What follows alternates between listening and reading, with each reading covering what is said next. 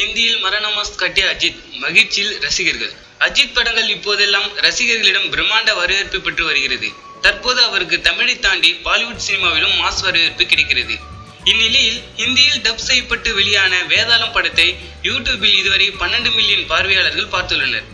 இதனால் வழக்கம் போல் ரசிகர்கள் Vedalam Hindi dub hits 12M tag create செய்து ட்ரெண்ட் செய்து விட்டனர். இதற்கு முன் அஜித் என்ன எறிந்தால் படம் சத்யதேவ் த ஃபியர்லெஸ் காப் என்ற பெயரில் ஹிந்தியில் டப் செய்யப்பட்டு வெளியாகி இருந்தது.